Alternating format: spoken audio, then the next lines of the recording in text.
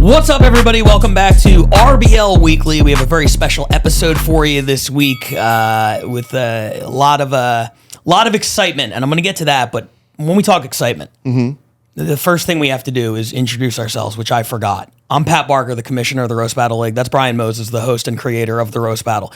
There, let's get to the thing I was originally going to say. This is exciting.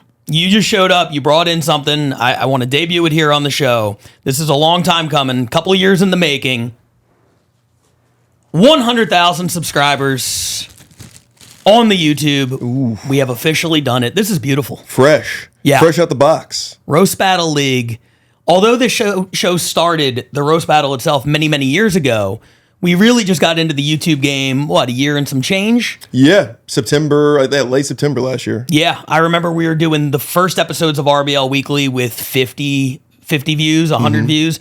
So to reach 100,000 subscribers is very, very cool. And I want to say, first and foremost, thank you to everybody who made this thing possible. That's awesome. Shout out Jay Light for creating the channel, Sam Felser for keeping up to date, and then all our boys, CJ Swanson, Colin Minash, and Pat Barker. For, Cody Gidley. Ooh. Almost dropped it. Def Noodles. Colin Mina. Kalen. Def. Mark, in the room. A lot of people who have helped make this thing possible. Gasper, couldn't have done it without all those guys. So very much appreciated. And boy, am I glad I didn't drop that. Yeah. Battle Nation. That's it. Yeah. Battle Nation, exactly. If you haven't subscribed yet, make sure you click that subscribe button because we're at 101 now, and I think they send us a plaque for every 1,000 from here on out. We're obsessed with plaques now, so help us get to whatever the next one is. Yeah, hell yeah. Also, like the video. I don't know. People tell me that helps. Like, comment. I don't know. Do all that shit. I'm not good at begging for that stuff. I'm not good at asking, but please. Like, subscribe, share, register to vote, then don't vote. Smash that subscribe button. No, and like I say, this is a relatively new thing. The YouTube era for the Roast Battle League. The league is new, but Roast Battle goes back a long way. Started in 2013 when you created it. And this year we're bringing back something that we did way back in the day. I think there was a 4-year run where we did this when we had our little blog, verbalviolence.tv was the website. The Roast Report. The Roast Report. And every week, nobody would read this thing except for the battlers. We would write these previews and the recaps, and then at the end of the year, we would have something called the Roasties. Yeah. It was a yearly award ceremony where we, recognized the best in the business, battle of the year, battler of the year, joke of the year, all that. And then about halfway through the season, you came to me and you said, what if we brought back the Roasties this year for the entire league? And I don't know if you remember my response. It was something along the lines of, fuck no. It's a lot of work. Yeah, it's a ton of work. And it's one of those things where if you start the season and you're keeping your eye out for joke of the year, rebuttal of the year, all that kind of stuff, it's a little bit easier. Still a massive undertaking because we had, I think, 1,400 battles this year. Yeah, dude, it's a lot. That's a lot of research. It's a lot.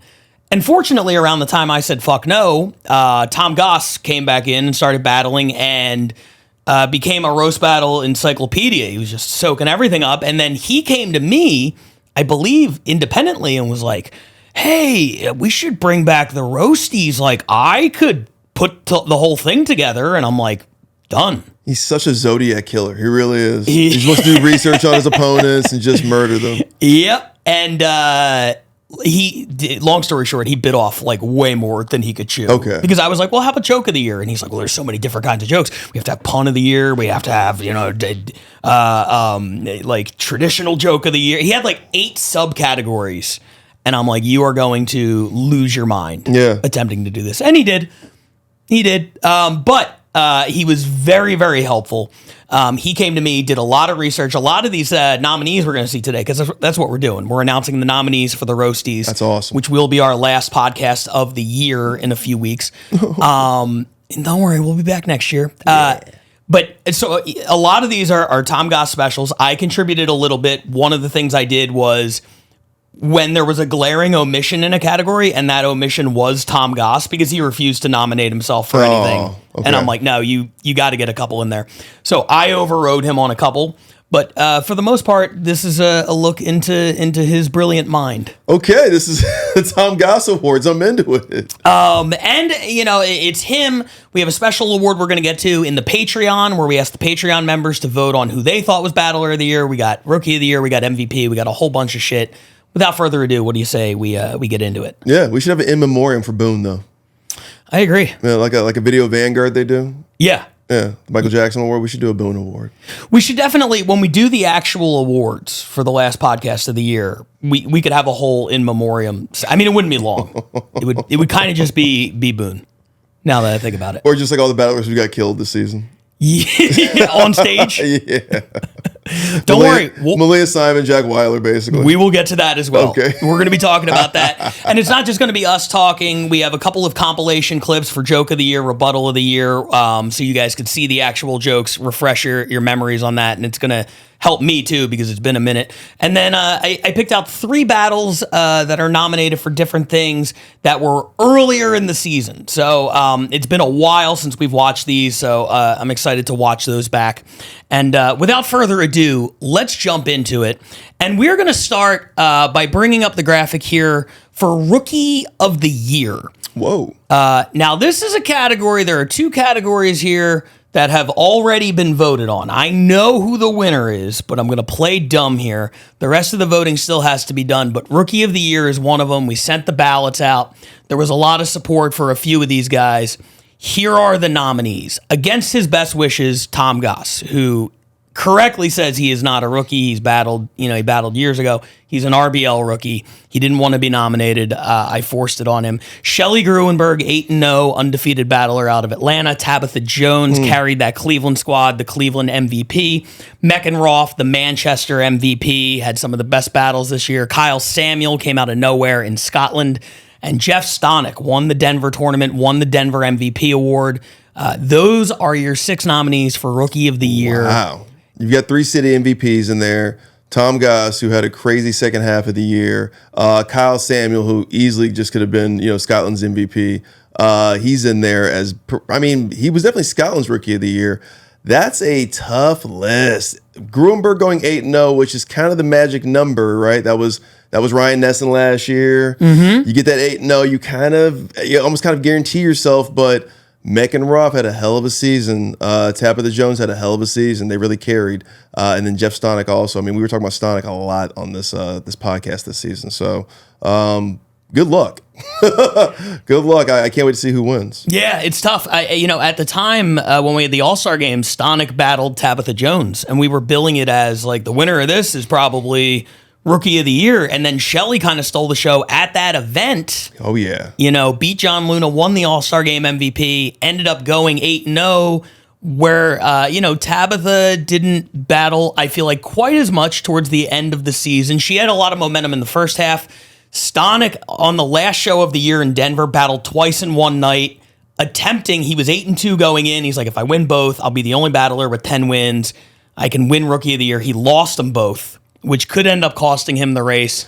Tabitha had a big Rookie of the Year moment when she beat Max Sorich. I mean, yes. So like that's a big glaring thing on her resume. I like Gruenberg going 8-0, not letting up on anybody after winning the All-Star MVP around all those killers, and then Meckenroth battling Ryan Cullen, that thing going viral, and then just seeing the performance she put up all season, just cumulatively. As I've learned. Ooh, I nailed it. At you. Yeah. You've been mispronouncing that word as long as I've known you. It's all a decade. But she knocked it out of the park, I thought. And then Kyle, because his first half was so strong. I mean, honestly, if we were just grading the first half, Kyle would be Rookie of the Year. But there's 2 halves to a season. So that's a tough one, man. I can't wait to see who wins it. But those are all formidable opponents. Definitely agree.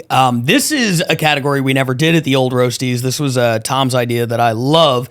Let's move on to the next graphic now. This is for the all-rookie battle of the year. Little bit different. We've never done this one before. Our producer, Dev, is just all in. What was that, Jiminy Glick? What did you throw up on the screen there? That was Neil deGrasse Tyson. Oh, was it? And why? All right. Don't ask. Okay. No, yeah, we're leaving all that in, by the way. The all-rookie battle of the year, and we're going to watch one of these in a minute as a refresher. Some of these, I'm going to have to go back and rewatch some of these. Wow. Because I remember them vaguely, but I'm going to have to rewatch. Fujiko versus Zoe Dodson was the first exposure we got to Fujiko at the beginning of the season, when we were like, this girl is going to run rampant on everybody.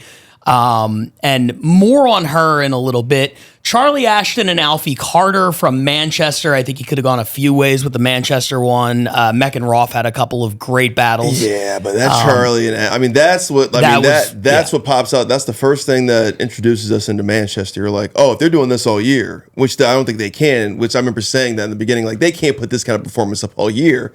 And then they did. I think you're thinking of two other posh white guys. Who? We're going to get to that in a little bit. Whoa! We're going to get to that in a little bit. This was early in the season, but the one you're talking about, and we're actually going to watch that battle later.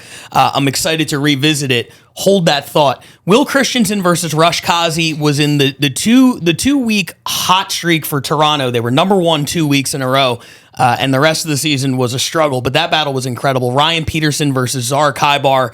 For me, it was the moment where I was like, this feels unfair. New York's just pulling people out of thin air, and they're like, putting up like top 2 battles. Kyle Samuel versus Jordan Ducharme, who you're going to see, a couple more times throughout this. He really did a lot to help Manchester. That was Scotland versus Manchester. And Sam Minnie versus Quinn Collins was a big one more recently out of Austin. And that got nominated for Rookie of the Year out there? For all rookie battle of the year, yeah. All rookie. Okay, so these are all rookies. Okay. And by the definition of all rookie, it was tough. I know that was something Tom struggled with because the first 5 things he ran by me, I was like, let me double check. And then I'm like, no, they did a battle in another city that nobody remembers a year ago. They all have to be versions. True rookies. Wow. In the RBL. Okay. These are the 6 nominees. I mean, Will and Rush was really good. It did introduce us to Rush and a lot of because then I remember her second battle that made the countdown was against Sebastian, right? Possibly. Yeah, the Bashmaster. Yeah, and that was fun for me because I think they dated and she really just lit him up. No, that was Amanda Custodio. She battled. Okay. So those were the back-to-back number 1s. Okay. Yeah. So I'm getting everybody wrong. Okay, it's okay. Again, thousands of battlers we're trying to remember here. Yeah. You're doing great. Fujiko, obviously, she had a good one. And her versus Zoe was our introduction to her. So and I met Fujiko recently, so I'm a little biased now when I see her. This Charlie Ashton versus Alfie Carter. If it's not that battle I remember that came out the gate, then I don't even want it. And then Kyle Samuel and Jordan Ducharme, I do remember that one distinctly. Yeah. And I remember Sam and Quinn because, obviously those are probably our youngest battlers in the RBL, and everybody kept talking about that battle. So if it's up to me, it's probably between Kyle and Jordan or Fujiko and Zoe. Well, let's watch one that you thought you remembered, but may have been wrong about based on your follow-up information. Let's reintroduce you to Rush Kazi and watch Rush versus Will Christensen. This is from Toronto. It was a number 1 battle earlier in the season. Let's revisit it real quick. Oh man, guys, Rush is so hot. Look at her, she's beautiful. Honestly, she's such a fox. That was my impression of a man looking at Rush in the year 2009. Rush's looks aren't just faded, they're blackout drunk. She went from being a total knockout to a total MILF. A mother I'd leave forever. Love a serial killer looking right. They're always the best. Oh my god, it's a good thing that homosexuality is legal in Canada, so Will can now safely go on stage and eat a bag of dicks on stage safely. Oh man. Okay, Will claims to be fucking a lot, but the only thing he's fucking is stupid. Will's actually hit on me before. It wasn't in 2009. This is very recently. That's a good fact. I had to say no because he's like a less handsome, less successful Jeffrey Dahmer, You know the saying, where there's a will, there's a string of unsolved mysteries.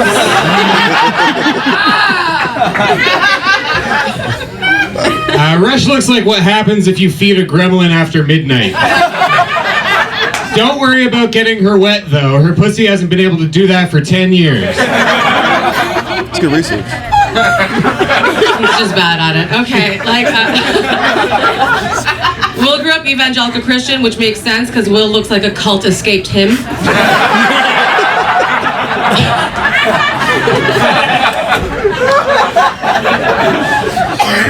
Will dresses like he robbed a garage sale held by blind people. He looked like a grown-up extra from Stranger Things. That's basically it. I actually tried to think of a bunch of celebrity looks like jokes for Rush, but there wasn't really a lot of celebrities that she looked like. And I think that's because her style of beauty is really unique in the fact that it's ugly. She does kind of have a bit of a Princess Jasmine look, but instead of riding around on carpets, I think we're just going to find her rolled up in one day.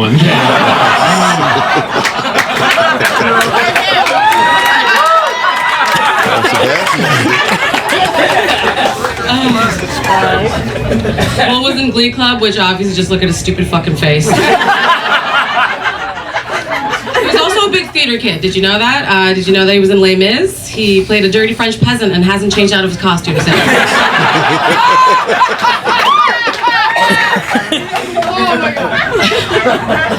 Rush over here is in an open marriage. Her and her husband are very sex positive. Sorry, her and her husband are very HIV positive.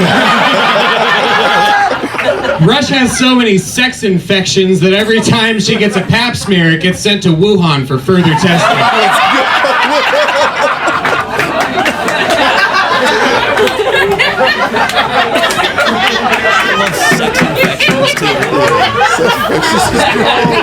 Will is incredibly anti-vax. Obviously, just look at him. Will's girlfriend, his ex-girlfriend, is also anti-vax, which is crazy to me because the vaccine's not gonna be the worst thing that was in you. You know, like Will was in you. She's right. I am a big conspiracy theorist. I believe in lizard people, but how could I not? There's one on stage with me right now.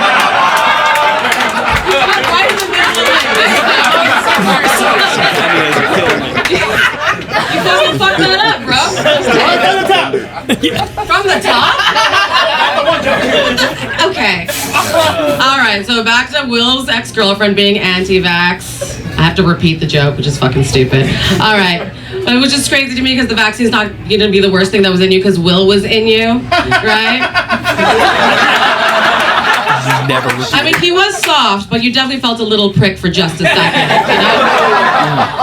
And I know that trucker convoy people usually are called terrorists, but the only people Will holds hostage and bombs in front of are his audiences, so. Rush's pussy sees more traffic than the DVP, which is really ironic because it could really use a gardener. And just like the Don Valley, it's mostly full of homeless guys. Local reference, but I pieced it together. The Don Valley. Of course. Will has never hit puberty. Which is great for him because now he looks like a Make-A-Wish kid that's about to get that final wish, you know? And that wish is to not look like a used Q-tip with glasses. Hey, and that's what I'm talking about. We had so many great battles this season that I think some of them kind of get lost in the shuffle a little bit, and then you go back and you watch them, and you're like, man, they were cooking in that one. That had really good replay value. Yeah. I mean, I think sometimes with like, the Inspector Gadget, in 30 seconds, this is going to combust kind of a thing. I think with roast jokes, I'm never going to have to hear those again, right? Like, okay, I heard it, I'm good.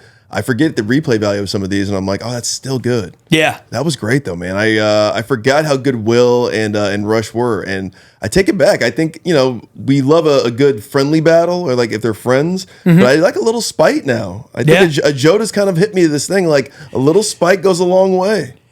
Yeah, I mean, you got to find that balance. I felt like that checked both boxes. That was a friendly battle and also a little bit spiteful at times. A little bit spiteful at times. Like, Will had some good jokes. Rush came back with a little bit like taking it personally, but she came back with the right amount of just like, oh, you motherfucker, well, you do this. And it was like, get him, Rush. Yeah. So it was that was a good back and forth. I mean, yeah, that's on my list now.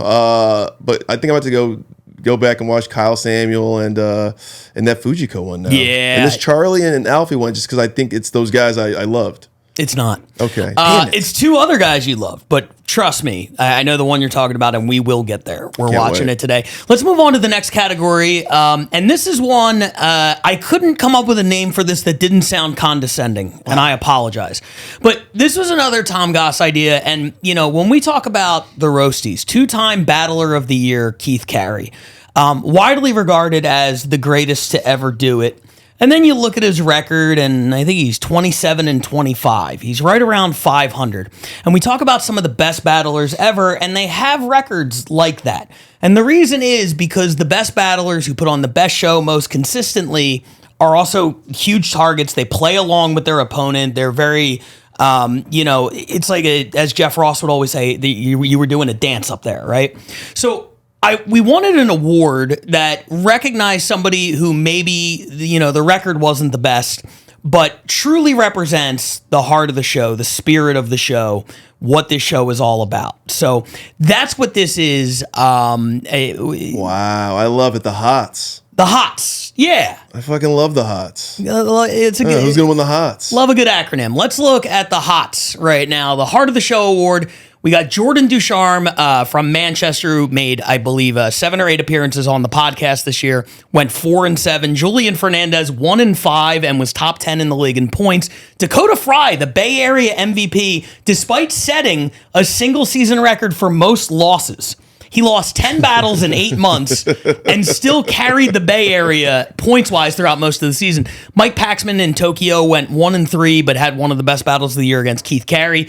Big T from New York City, a classic. I think he went 1-8, but he was in a lot of entertaining battles.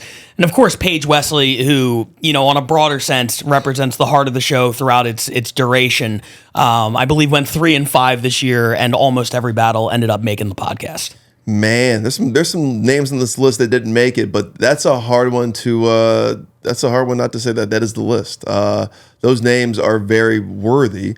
DeHerm is another one. Guam Felix, obviously, I'm a little biased for those two because they're Los Angeles. Absolutely. Yeah. Josh Means, obviously, is another heart of the show for me. Logan Farr can make that list as well. 100%. Yeah, but this is also, I mean, this is perfect. I mean, Big T really does represent that to me. Dakota Farr, obviously, is textbook of what we're talking about when we talk about the HOTS Award. And Paige Wesley is the heart of the show. So, I mean, this is going to be a tough one. Julian Fernandez, in a pinch, we can always count on them to battle. So, they are the epitome of kind of what this award stands for, or the description anyway. So, and Jordan Ducharme, without that dude, I mean, we wouldn't have Manchester, and he's been involved in a lot of these battles throughout the season on this podcast. So, hell of a list. Mike Paxman, I remember him battling Keith, and I'll never forget that battle because he had some all-timer. He had a great one against Troy Lewis earlier this year, too. He had a couple when it comes to jokes. Couple of big ones. Without giving my opinion on who's going to win this, I will say I was really happy to see Dakota Fry win the Bay Area MVP. And the local MVPs are voted on. I had a vote, but more often than not, they're by and large voted on by the people in that scene. And I was really happy to see them recognize Dakota. Because I think for the longest time we were saying, oh, it's Deep Tanshu Ja. He won the California Cup and everything. But then he kind of like fell off and didn't battle a whole lot. Dakota just kept going out there. And it's weird to be in charge of a competitive league and be like, winning and losing isn't everything. But that's the case. Right. So the Deep of it all is crazy. I forgot about Deep. Yeah. I've completely forgot about Deep. They do that in the Bay Area, though. He didn't battle in the Bay Area one time this year. Wow. He battled the 3 California Cups during the season, and then he battled at the Mothership at the All-Star Game, and that was it. Whoa. And so mysterious. Yeah, I know. Disappeared. Oh, he's good.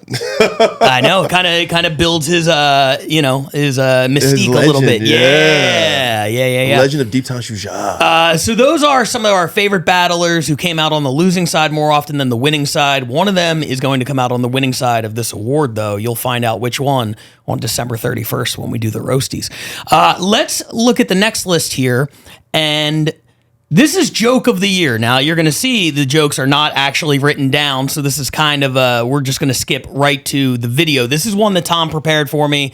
This was his take on 9 out of 10 of these jokes. One of them I overrode him on. You'll know, as I said earlier. Oh, wow. It's a Tom Goss one, so I'm excited to see this. I haven't seen this all the way through yet, so without further ado, let's look at the compilation for Joke of the Year. So Zoe's dream is to start her own family and be in the reality TV show called Real Housewives of Florida, Addams Family.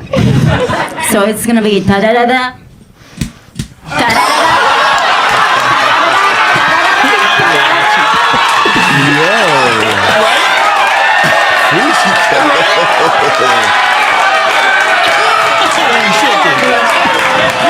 I deserve more. Okay. No, it didn't. Me and Ryan got both it, got though? degrees in communication. I was the first person in my family to get a degree, and Ryan's family got up to like 400 degrees. Damn.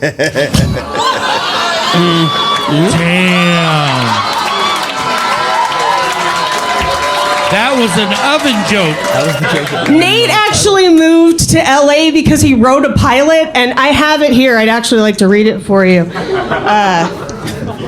It says, "Dear pilot, how planes go up and down."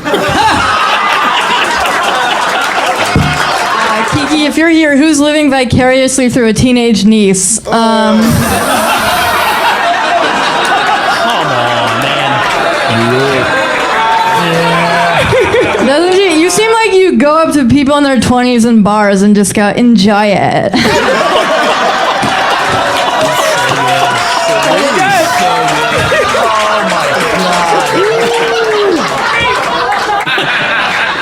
Eddie tried to replicate a blowjob using a Hoover. Oh, he nearly sucked the tongue right out of his head.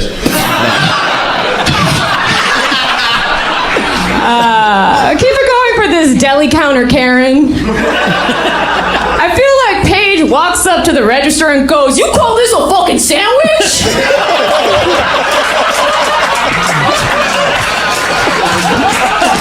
This autistic nonce is Jack Trainer. Jack looks like he says, "Avengers assemble," before he has a threesome with his siblings. You mentioned me having autism earlier. Shalaka has a PhD in trains.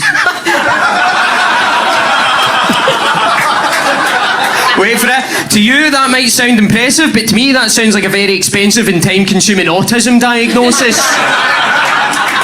Sometimes you get autism, sometimes the autism chooses you. The best autism train joke.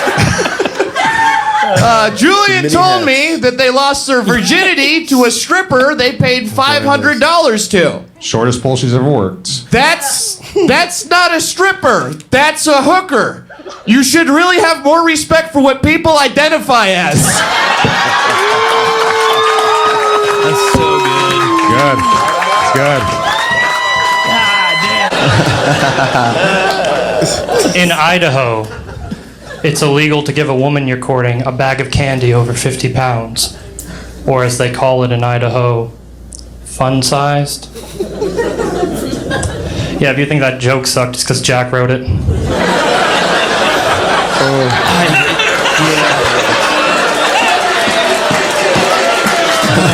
Maybe, hold on, maybe it's all in the delivery. Go ahead, Jack, show us how it's done. So there it was. Those are the official nominees for Joke of the Year. I thought very solid list. I did the math on the way over here, and conservatively, I would say on this podcast alone for the 2024 season, there were between 3,000 and 3,500 jokes. Oh, okay. They're gonna say my hats. Yeah. Can we talk about the hats real quick? Yeah, we got halfway through that video. You're like, the many hats of Brian Moses. There was so many dumb hats. I don't know where people give me hats and I just wear them. If you guys have hats, send them to Brian Moses. I'm wearing one right now. Somebody just gave me a hat on Tuesday, so I'm wearing it. Sick 'em. These guys are cool. What is that hat? I think it's a clothing brand. You think? You'll just wear any hat. I do wear any hat. Yeah, it could be like I could have been like with some neo Nazis. I was gonna say you're gonna end up getting canceled because you're just putting on There random was a hats. guy. He's a fan of our show, and I hope he's not a neo Nazi. But yeah, he's a thick skinhead, and he was like, "Hey, you gotta wear this hat." And I was like, "All right, whatever." I wore it. I've been wearing it. I remember the Evolved Fights one. Yeah, you would. That's the one you would remember. Yeah. Shout out to Auto Blow.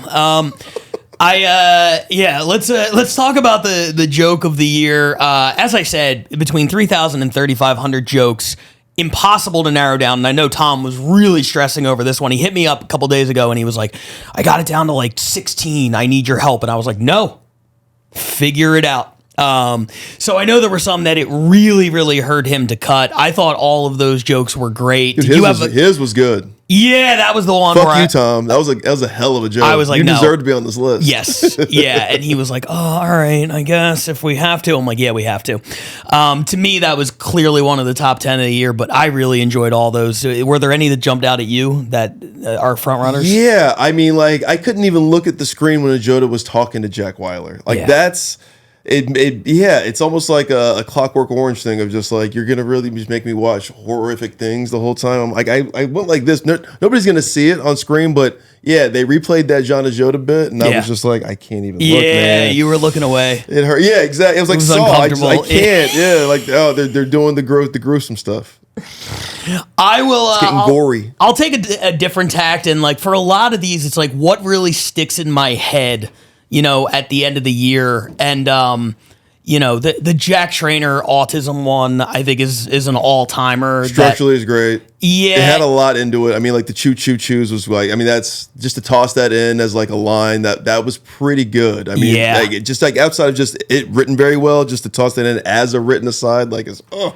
And really, that could have been Rebuttal of the year. That was, I didn't realize until watching it here, it's like because Shalaka did an autism thing first.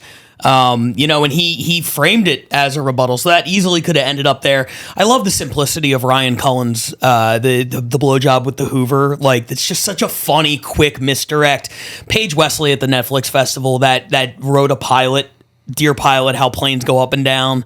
And of course, I mean, the Malia Simon one will always stick with me. Yeah, the two New Yorkers really, really had some good hard jokes. Paige's Dear Pilot, planes go up and down, is one of the more underrated. I'm so happy you guys picked it for Joke of the Year because I thought she got fucked during that situation, what was happening. Yeah. That joke being recognized as Joke of the Year, thank you guys, because it was. And then I guess Kiki Anderson, and you call this a fucking sandwich. That is the essence of somebody. That's like your favorite thing, and that is kind of the embodiment, embodiment of that. Yeah. And it was right on the heels of Malia doing the kind of the essence joke to her. So, when you lose a battle, you should pick up a lesson from your opponent. Yeah, that was fun, man. And then, Nate, what was Nate's about? The 400 degrees. That's the battle that won him the title and started this improbable Nate Welch run. It was week 2. It was like, it was the beginning of Ryan Nesson's descend, and then, the ascension of Nate Welch. Well, let's hold that thought and go to the next category. What a perfect toss to most improved. Now, this is a category we could have gone a whole bunch of ways. I helped out a lot on this one by gathering the data, who made big jumps points-wise and everything from one season to the next. And the first thing I found was a lot of the MVP candidates made really big points jumps. Yeah. But to me, it wasn't necessarily like they stepped it up in terms of skill. They just had more opportunities. They won more battles, whatever the case may be. This is a pretty good cross-section to me of guys that made big jumps. Some of them I didn't even realize. Eric Asker went 2-1 the first season, 7-2 the second season. Really stepped it up. Spaghetti Jake went from, I think, 1-4 to 5-4. Okay. And had a number 1 battle. AJ Leidig was a guy who I think was like 1-2 the first season, 6-0 this year. Under the radar. Won at the mothership, had a really good year. Big Hitler Youth year out there. Yeah, Troy Lewis last season, I think people remember him as one of the best in Tokyo, but he only did 2 battles. He battled me and he battled Jay Yamaki. Damn. This year, 5-2. So he goes from winless to leading Tokyo and wins. John Luna, of course, the season he had, I think was a major jump forward. He's one of the best in the world now. I mean, the points leader, yeah. Yeah, James Regal, people forget this, had a losing record in 2023. Really? This year, Barcelona MVP, 7-2 record, whole bunch of points. Nate Welch, of course, we might be biased towards because we saw it firsthand. Oh, but man. 2023 Nate Welch versus 2024 is wild. This model's crazy. Yeah. This is a better version. Yeah. And then Cookie Williams, who is your personal favorite. I'm a fan. Yeah. I'm a fan. She's another one who could have been on like the Heart of the Show award because she's just like such a big character, so much fun up there. Hell of a list. The most improved. This is a really, really good list. Man, I would put Mike Eaton up there too. I mean, he didn't really improve much. I mean, he just kept doing his thing. But I mean, just to be recognized, I think would have been something smooth for Mike. AJ Leidig actually sticks out a lot in this list because I didn't know he went 6-0. He popped out to me this season. I've got to spend some time with AJ out in Chicago, and then he was out in Austin, and you can see why he's really leaned into that Anthony Jeselnik, Aryan brotherhood kind of a thing about him.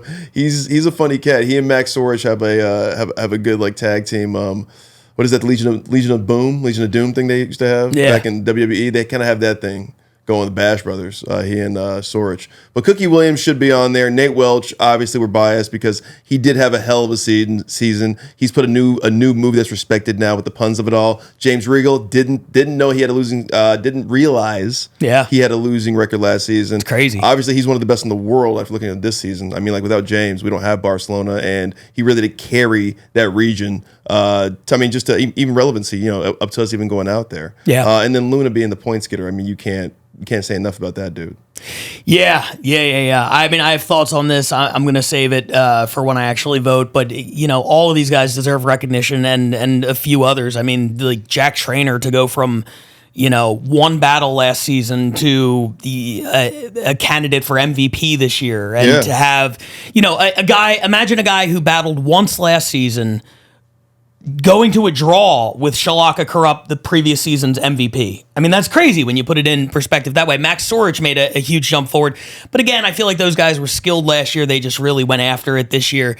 These guys, to me, took a major step forward. Yeah. The Spaghetti Jake, I'm so happy to see Spaghetti Jake on there because that guy he's such a fan. He's such a student of the game. Yep. And he really takes it seriously despite his name. Yeah. And then, another guy who could have been heart of the show. Originally that's where I thought I was going to put him, and then I looked. He had a winning record. That was kind of the criteria for heart of the show. I'm like, damn, look at you, Spaghetti. He was he had a hell of a season. All of these guys did. So this one could go anyway. I'm excited to see where it ends up. And now let's move on to the next one. Now I know you just said John Ajota was maybe your front runner for joke of the year. But we're going to look now at performance of the year. Now, this is another one that battle might fall into as in a bigger sense, in a whole. Here are some of these. Tom Goss is all aboard the Fujiko train. A lot of Fujiko on here, and deservedly so. That battle, blew our minds at the time we saw it. Mila Kopaeva versus Donatis, the really tall guy in Barcelona. That was a good one, yeah. That was a great performance. Max Sorich versus Michelle Davey was the one in the tournament where we were like, oh my God, this motherfucker is out of control. He's so good. JP McDade at the Mothership versus Lucas McCrary was, to me, one of the more complete battles I've seen anyone have ever. Phil Corridor versus Tanya Sabrina, that was during Phil Corridor's reign of terror, where he was like popping up every other week and just throwing haymakers out of nowhere. Big fan. Helen K versus Emmerich BJ. This is one that jumped out at me because it's one of the only times where 80% of the comments were saying the exact same thing, which is Helen K is a monster. Like, Helen K is incredible. Everybody fell in love with Helen K that week. So that was a fun one. Of course, John Ajota versus Jack Weiler, and Malia Simon versus Dylan Carlino from the same day, the early show at the Mothership. Both great performances. Before we watch one of these, obviously, I guess we're going to go Ajota here, right? In terms of the first thing that jumps out. Because it was more than just that one joke. It was really a complete performance, that entire battle. It's dismantling, right? It's a display of dismantling, but I mean, so could JP versus Lucas. I think Lucas is just a little bit more quirky and a little more of a character than Jack was. But I mean, JP did the same thing. And that's what really sticks out is the New York battlers. Their whole style is dismantling somebody. I mean, like, Malia's whole thing with Dylan was just deflecting everything he was saying, just like, you're so gay. He said gaily.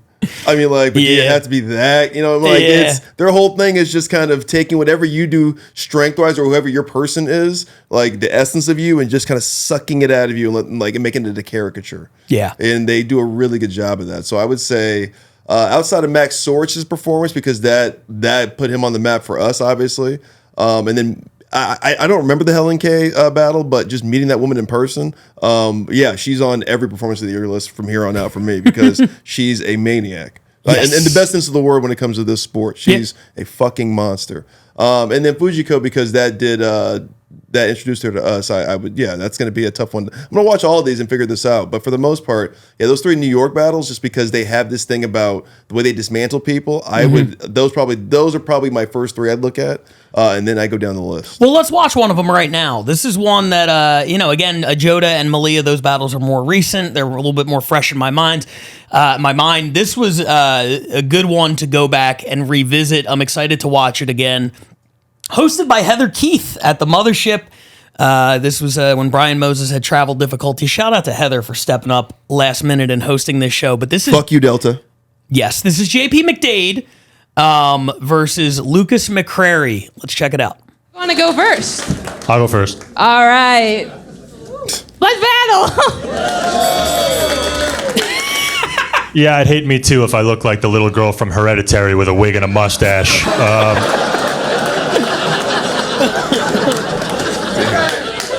Lucas, you Greyhound stewardess.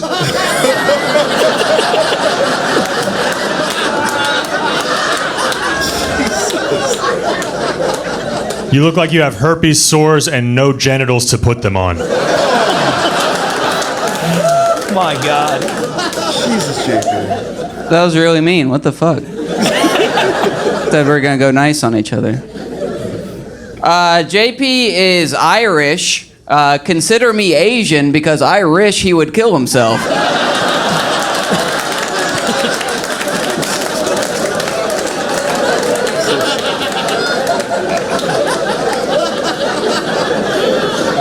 We struggle with depression.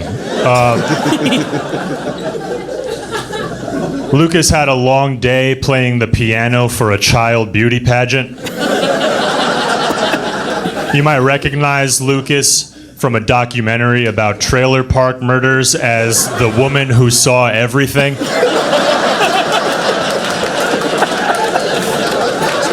I knew there was something wrong about him. Something wasn't right.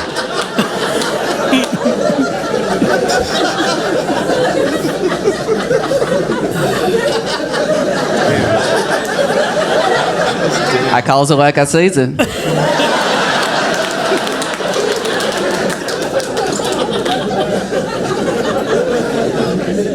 JP is tall and gay. JP's so tall, he suck a dick on the second floor. Watch out, balcony. Lucas has pubes on his vision board.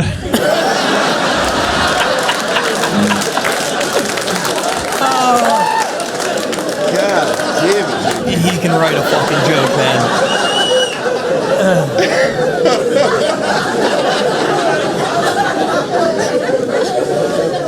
I'm gonna do my impression of JP eating pussy. All right, here's my impression of JP eating pussy.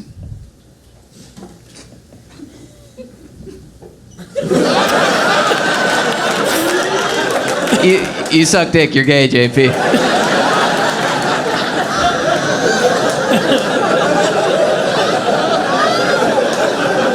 It takes way longer than that. Before tonight, I didn't even know that cosmetology schools had Slytherin.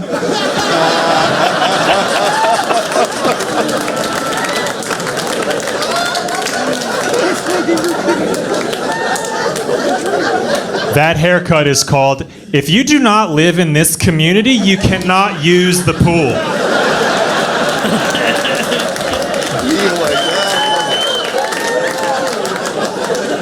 Stop barbecuing, you know?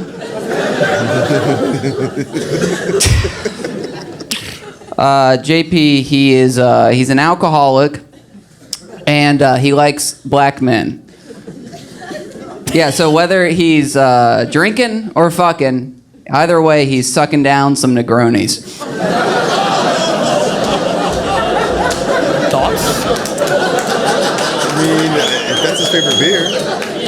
True. I don't know if anybody likes Negronis. That's the logic leads for you in that joke? It's been an honor to be here roasting Austin Buyers Club.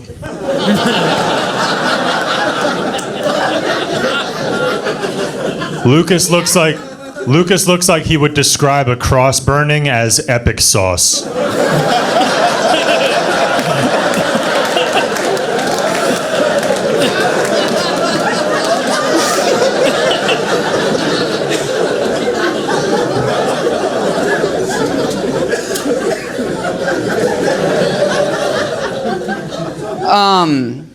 I wasn't gonna bring this up, but so JP and we exchanged numbers because we had never met before, and we exchanged info about each other, what we do for the roast battles. So since we exchanged numbers, every day he's been sending me a good morning text.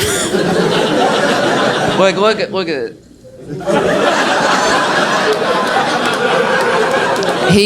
I stopped responding. He said, "Why are you mad at me?" And then later he sent a picture of a mouse and said, "The world is so big, yet I feel so small." Anyways, JP, he's 6 foot 7 inches, and 7 of those inches are in his ass, and the 6 feet. Okay. All right. JP McDade, one of the most thorough front-to-back performances I've ever seen. Everything was great. Nothing missed. Nothing was even mediocre. That's what I'm saying. I felt like that was a 5 out of 5. I mean, that was a dismantling of Lucas, and kudos to Lucas because he really went in there and just was being silly. Everything rolled off his back. It was fun. It helped keep the lubrication going. It didn't look mean on JP's part. Sure, yeah. So that helps, Where with a Joda, and I hate to see keep making that the example, but it was Weiler and him were at neck and neck, so it was like, okay, these guys are both going at it. I think with this. In the beginning with Jack and John. With this was more JP was just beating the shit out of him. It was almost like Jake Paul and Mike Tyson. You know what I mean? Yeah. That's what it felt like. It felt like Lucas couldn't really uppercut even if he wanted to. Yeah. It was just JP was just beating his meat. Pause. But I mean, just like beating, tenderizing. He's playing with his food a little bit. Beating meat was Lucas in that equation. Yep. Wow, that was an actual pause. Yeah.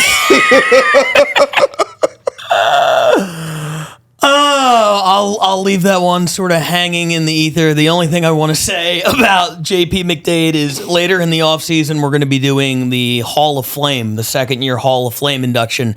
I need to see JP McDade get more support than he got on the first ballot. I know that is, voted on heavily by like an LA crew who was in the belly room every Tuesday for a decade, and I get that. JP McDade, in terms of sheer writing ability, might be the best to ever do this. I don't think that's hyperbole. I think that's fair to say. And his resume is insane. It's insane. I mean, like, there were 4 or 5 guys in New York I could always count on to like just put on great performances. And we watched it on Periscope back in the day for the Roastmasters. It was Scott Chaplin, it was Evan Williams, it was Eli Sayers, and it was always JP McDade. And Mike Lawrence, obviously, but that guy's already a Hall of Famer. Yeah. But yeah, JP McDade. And I mean, that's when you talk to Mike Lawrence, he's like, oh no, it's JP. It's JP and Scott Chaplin are my guys. And then those guys would always show up. Yeah. So yeah, and JP, writes on. He was a contributing writer to the Tom Brady roast. He's just one of the best to ever do it. His special is funny. I mean, like the guy, he knows how to write a joke. Yeah, his special's great too. Dude, so good. Yeah, he's just his funny stand-up's dude. good, man. I mean, we're just fans of him at this point. Absolutely. Well, let's keep it moving right now, and let's pull up real quick the nominees for the Patreon Award. Now, this is an award voted on by members of our Patreon. If you're not on there yet, patreon.com/RBL Battles. Starts at just $5 a month. Gets you access to a bunch of cool shit. Hop on there, check it out. Shout out to our Patreon community. I really love what we've built over there. We do weekly hangouts now, and everybody is really into it. It's some of the most fun that I have. So come join us there. And I asked them to vote on their own award, and I gave them little to no criteria. I was like, it's essentially the MVP, but you can vote for whoever you want. Somebody had Spaghetti Jake in 3rd place. Somebody had Brian Moses in 5th place. One of them voted for another Patreon member based on their Zoom battles. We do Zoom battles there. Yeah. So it was people's choice. Everybody got a vote somewhere on the ballot except for me. But these were off like Tom Goss, huh? Yeah, well, these were the top 8. And I just put these in alphabetical order, so I'm not spoiling anything. These are the top 8 according to the Patreon this season, their favorite battlers. Ajota from New York, Ryan Cullen, Scotland, Tom Goss in LA, Shalaka Karup, of course, in London, Andrew Manning, the New York City MVP, Max Orich, the Chicago MVP, Jack Schreiner, the MVP over in Scotland, and the LA champ and MVP, Nate Welch. Wow. All right, Patreon. These are some good names. These are some all-time names. I mean, good luck. Clearly Tom Goss put this whole thing together, so wink, wink, don't make him regret it. And then I know you guys all love Nate, so I'm expecting to see a lot of Nate. I'm expecting to see a lot of Tom and Shalaka votes. I think there's part of me that thinks that Nate would rather win this one than the MVP. Oh, he wants to be People's Champ. People's Champ. People's Champ is his thing. He's always, he's always branded himself as the People's Champ. Now he's the actual champ. He's the champ. The People's Champ will be one of these 8 people, and I think if it's not Nate, he will be deeply hurt by it. He's going to nuclear bomb everything. Yeah. But it's been really, really cool. It's been really cool this season to sort of grow with the Patreon, build that community. A couple of them are flying out to London for the championship. A couple of them flew out to the All-Star game. Very, very much appreciate all you guys and everything that you do. And come to the championship Sunday, January 26th at the Top Secret Comedy Club in London. You got to come out to that. It's going to be insane. Yeah. Another one said he was going to, but he's not allowed into England. Why not? I didn't ask for a follow-up. Oh, okay. Yeah. Right. But if you're allowed into England, by all means, come out and do that. Let's move on real quick to the next award. Oh, and this is going to be, this is a good one, Rebuttal of the Year. This is another one where Tom has put together a compilation. I do not know which ones we're about to see in here. I'm excited to see it. Let's just roll into the video package. Rebuttal of the Year. Here it is. Max may be a broke comedian / barista, but not for long. He's waiting on a big settlement. And if you too were a victim of Boy Scouts of America, financial compensation is still available. You also look like a victim of the Boy Scouts of America. You look like you just lost custody of your kids, so. Oh man, that one didn't really land. Kind of like how your fork doesn't really land in salads.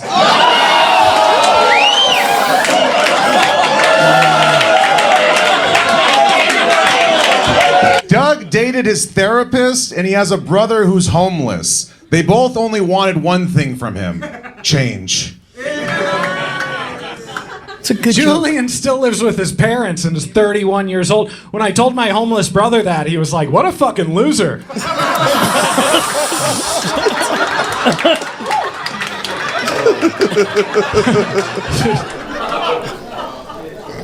Love it. Hell yeah. John, I'm glad you could take a break from practicing facial expressions to be here.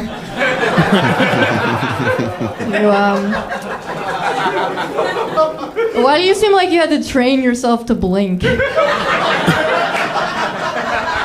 ready for this. You're glad I could take a break from practicing facial expressions. Interesting. Real quick, could I get a volunteer from the audience real quick? Anybody? Sorry, you don't have to stay, but would you mind doing me a favor? Would you read this for me out loud? Thank you. Here, you can have it. Wow.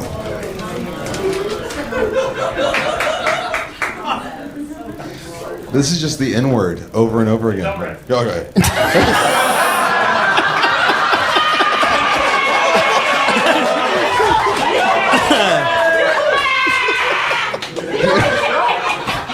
Dear Malia, I'm so sorry.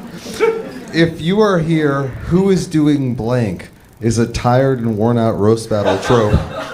It is a cliche framework that has been done to death 1,000 times. Your hope that this audience is simply unfamiliar with roast shows, so you can rely on their ignorance to coast on. By paint-by-numbers comedy is lazy at best, and there's so much more, and disrespectful to the paying audience at worst. Your jokes often feel like recycled cliches and worn-out stereotypes. It's disheartening to see someone with a platform as influential as yours to resort to such tired tropes, especially in an industry that is crying out for innovative voices. Moreover, I'm so sorry, please don't kill me. Your position as a woman in comedy is troubling. As a female comedian, you have a unique opportunity to reshape the narrative and offer nuanced, empowering representations of women. Comedy can be a powerful tool for social change, but it requires courage and creativity to move beyond the easy laugh and tackle more substantive material. Last paragraph. I believe you have the talent and potential to be a voice for change in the comedy world. I hope you will consider exploring deeper themes, embracing originality, and using your platform to challenge stereotypes rather than reinforcing them. Women deserve better representation in comedy, and you have the power to contribute to that positive shift. Do better. That's a rebuttal? You know what, sir? I couldn't have said it better myself. That's a really good one, man. Before this battle, a bunch of the other comics told me, hey, Mike, go easy on Gabe, all right? Tread lightly, because he's got a lot of essays. Sorry, essays are sexual assaults. Dude, I can't believe you wrote that and then said it. I did. You should learn how to write. It would be nice for once. And read. That would be great. Yo, he was at a coffee shop and he was like, here's a good one. I was. Fucking gay. Shelly was in special ed, which makes sense, right? But it makes sense because she has an eating disorder and every guy she fucks gets ED.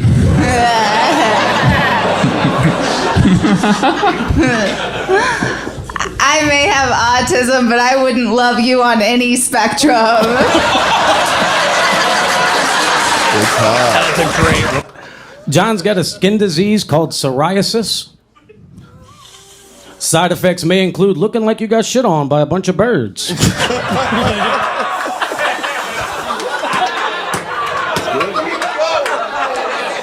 Wow. Wow. A psoriasis joke. Wow. A racist joke. A psoriasis joke, Nate? Yeah.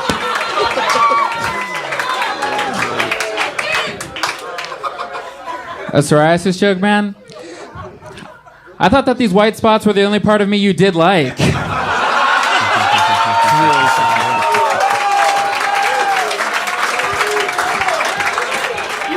Kohl's and ask for the Predator section. So I don't know what you're talking about with outfits. That shirt looks like you went to Kohl's and bought it and didn't take the clothes hanger out. you lesbian scarecrow. Paige, that was a really good tag to your joke. Was that the same tag that farmer kept on your ear?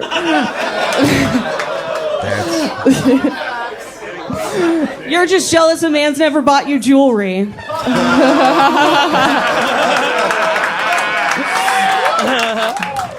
All right, so there it is, the 8 nominees for Rebuttal of the Year. You had a little bit of everything. You had some that were definitely kind of like off the cuff, like the Kiefer one at the end there, the Page one, very specific, no way they pre-wrote those. And then you had the John Ajota situation, which I think he might have prepared in advance. A little bit of everything on this list. It's hard to compare the Ajota one to any of the others, but I'm a sucker for a good pre-written rebuttal when you have the plan of attack. You know what your opponent's going to hit. Shelley Gruenberg did that really, really well with the Spectrum one. John Luna with the white spots. Yeah, those are probably two. And then Sorich, I think, with the salad bit with that really didn't land. Yeah. Just like so I think those those are probably examples of great rebuttals, especially Shelley's. I mean, Shelley's we've used in promo because it's such a hot joke, and that rebuttal and that was probably a steamroll to her winning the MVP at the All-Star game. So that could be rebuttal of the year just because of the circumstance. John Luna versus Nate Welch.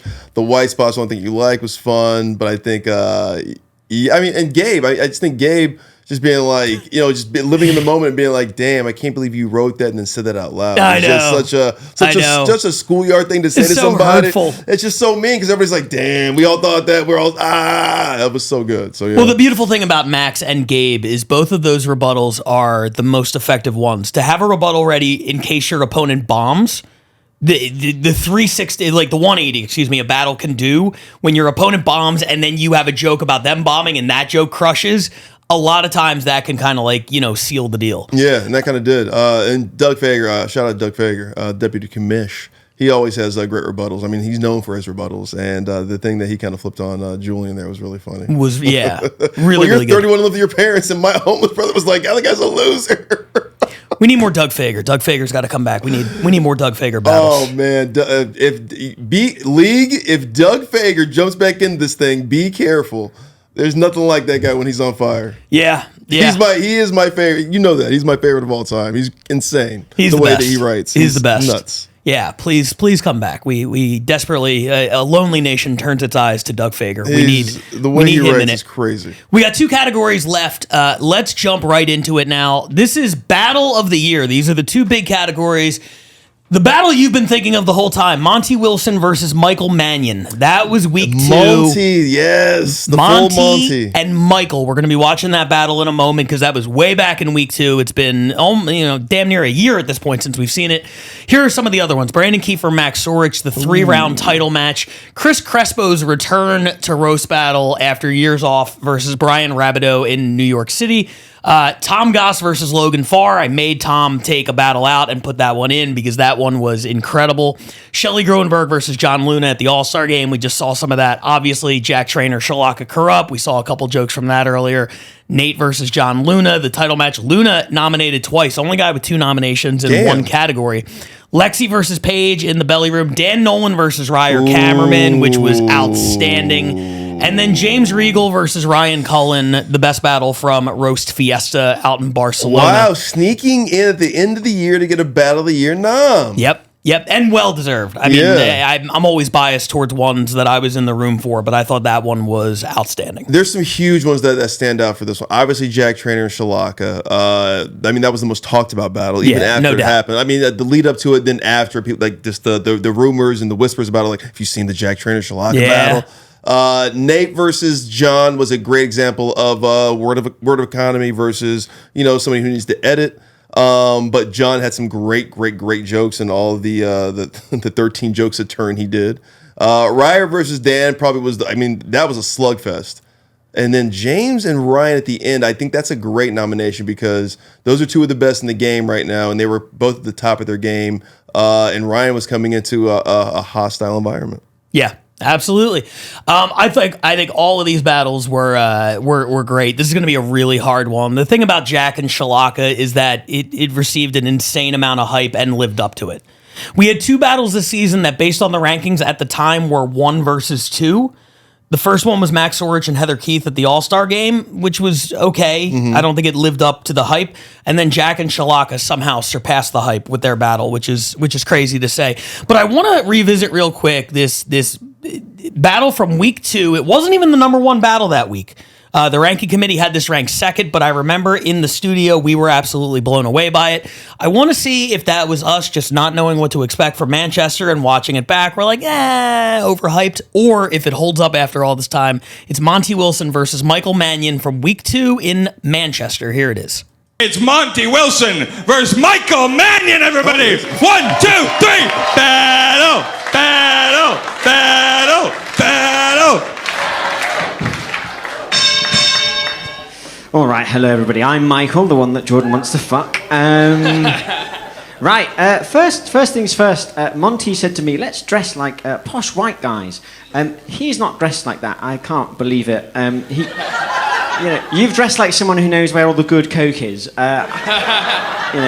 there. I've turned up dressed like the demon headmaster. You've done me right up the fucking chuntney, Monty.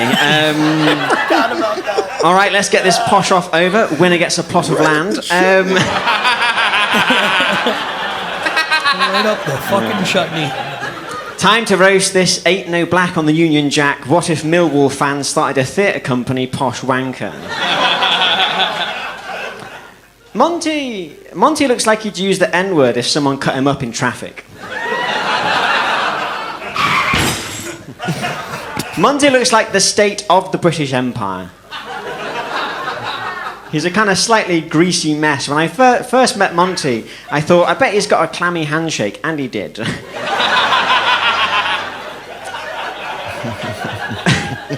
Monty Wilson looks like Soy Boys have released their new range of cuckolds.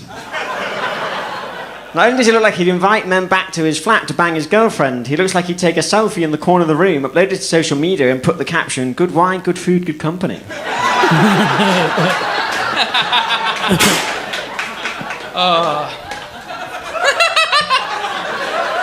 Nice. Thanks for being here tonight, Michael. Taking a note of Googling, how do I know I'm not gay? Michael looks like Harry Potter halfway through transitioning.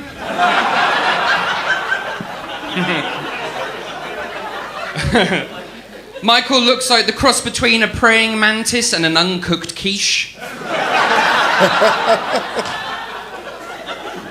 Michael looks like the kind of guy who showed his solidarity to Black Lives Matter by watching his first ever interracial gangbang. Monty's dad was in the SAS. How the apple has fallen far from the tree. Monty was in a lot of musicals. Specifically, he was in Annie, and he still knows all the words. For example, when his girlfriend asks him when is it going to be her turn to have an orgasm, he sings, "Tomorrow, tomorrow, I love you, tomorrow." She's like, "It's always a day away." Yes. Yeah, they love a musical in Britain. It's a shame he never got to play Oliver. He's got a lot more made for that role. Can I please have some more love, Father?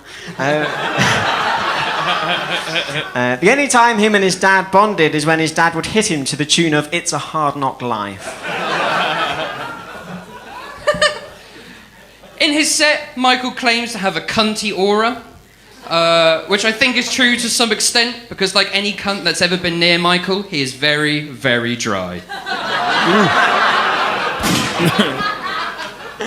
Michael can be quite stingy, especially when he used to do drugs. The only way Michael would have ever shared drugs with a woman is when he spiked her.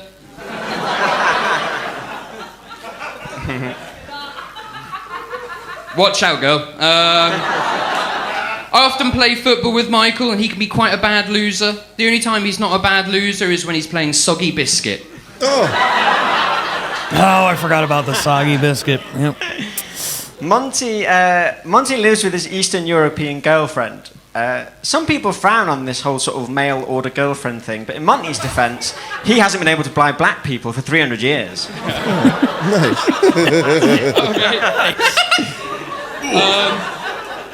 Michael's ex used to call him Sugar Daddy, only because he has the physical dexterity of a fucking jelly baby.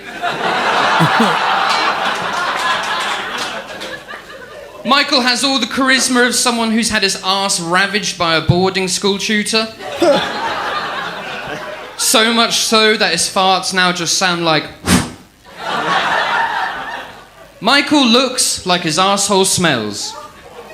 Weirdly like his uncle.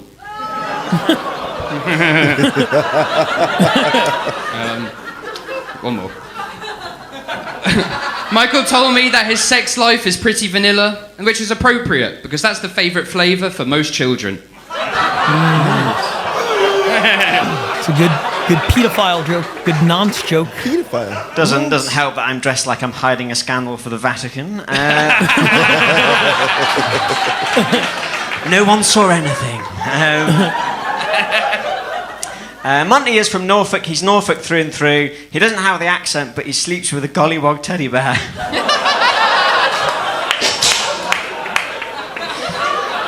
Monty is actually from Norwich, which you can probably tell from his face and his mashed up teeth. The closest Monty has come to depression was when he was friend-zoned by his sister. Monty lost his virginity at the age of 15 on the day that his granddad died. In his defence, Grandma thought she'd locked the door. Michael looks like an embryo who went to Eton College.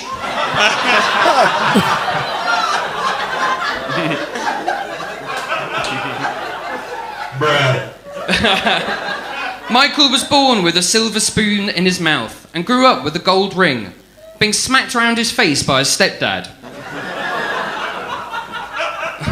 Whilst in school, a sex tape of Michael's sister was sent around and everyone tried to bully him for it, but he didn't care. He was just rest assured that he was a fantastic director. Michael does have a girlfriend, although he is so pale she could be considered not in a relationship, but single and haunted.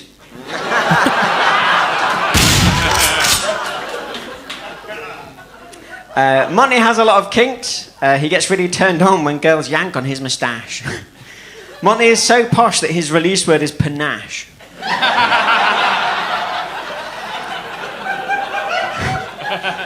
Monty looks and sounds like he enjoys getting fucked with a Union Jack themed strap on.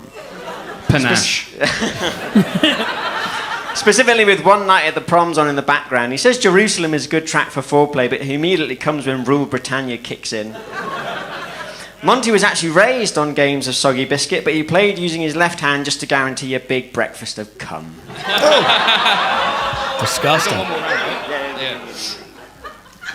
In his set, Michael claims Pingu would be great at blowjobs. I know. I think he needs a new girlfriend. What's black and white and red all over? Pingu's arsehole. Michael is a big fan of video games. I presume he's the only person who's ever killed a prostitute on Grand Theft Auto and said, "Oh, pardon me."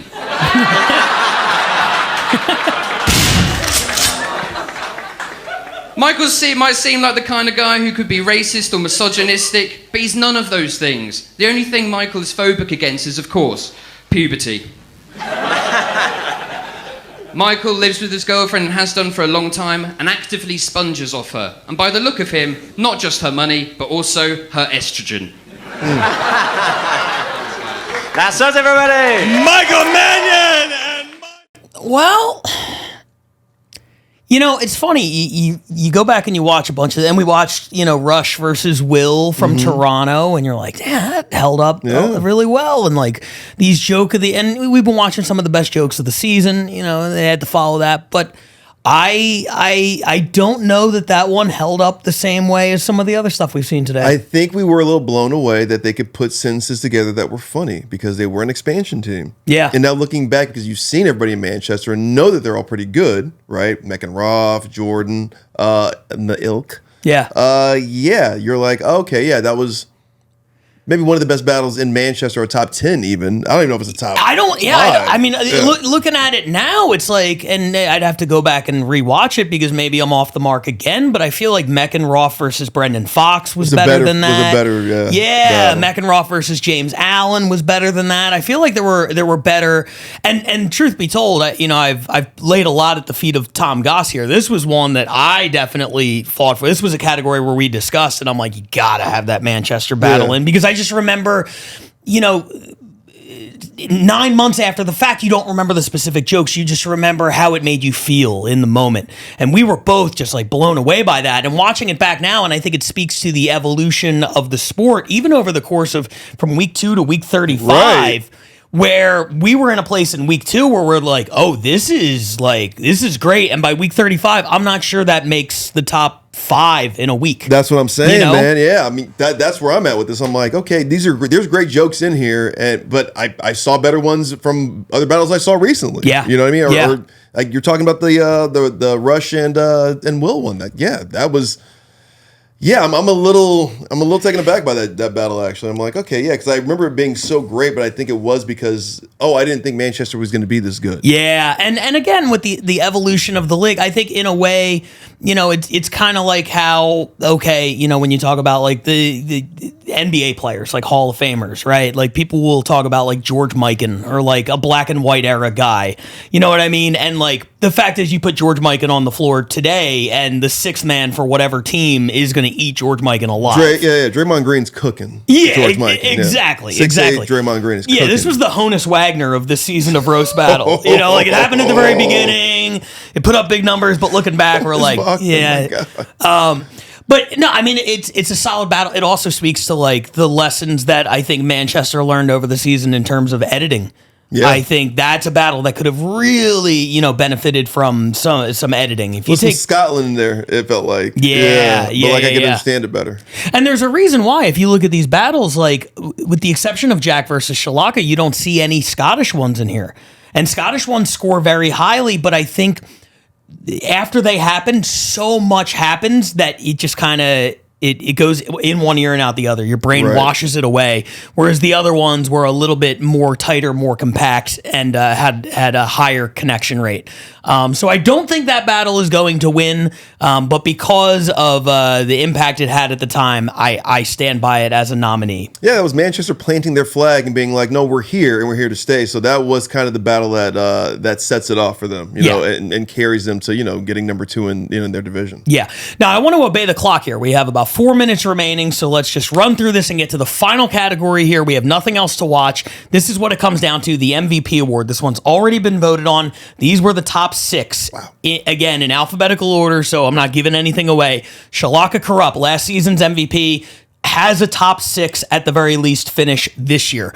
Malia Simon, which is very interesting. We're going to talk about that in a minute. She's one of the top 6. Max Sorich out of Chicago, Jack Trainer out of Scotland, Nate Welch, and Jay Yamaki.